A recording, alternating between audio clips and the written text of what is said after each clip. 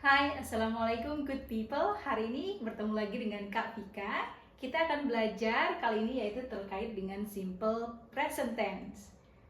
Sudah familiar dengan simple present tense? Oke, kita bahas ya.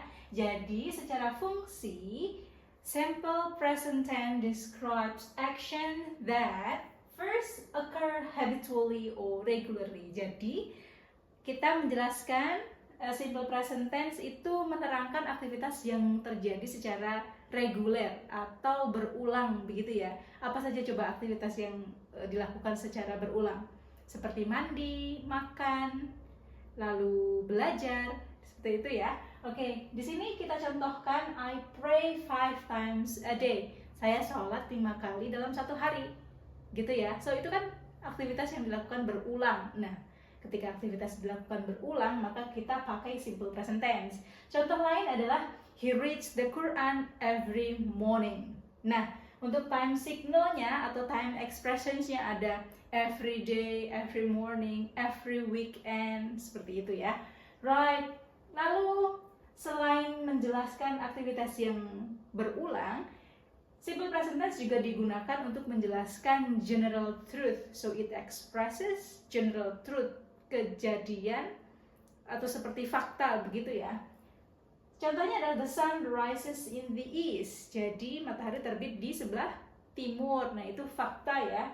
Lalu water boils at 100 degrees Celsius. Jadi si air akan mendidih dalam 100 derajat Celsius. Begitu, jadi itu fakta atau kenyataan. Jadi kita mengungkapkannya dalam present tense. Atau present tense juga bisa juga menjelaskan hal-hal yang umum ya, seperti mendeskripsikan sesuatu atau everyday language expressions kita menggunakan simple present tense.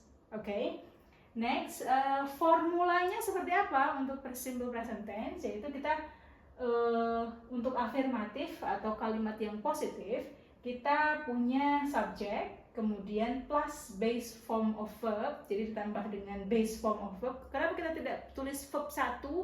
Karena yang kita butuhkan bukan verb 1 tapi base form. Apa base formnya dari sebuah kata ya?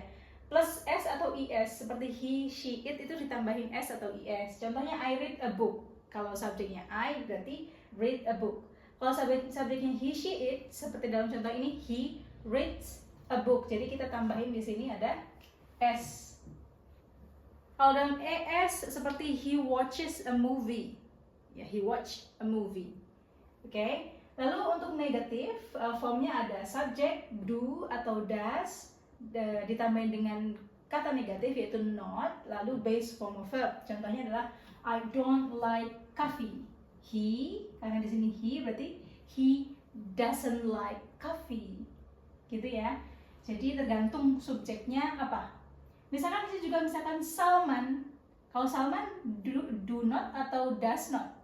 Yang betul yang mana? Karena Salman itu he, maka dia pakai Salman doesn't like coffee. Gitu ya. Alright, good, very good. So selanjutnya adalah kata pertanyaan kalimat tanya ya. We call it interrogative sentence.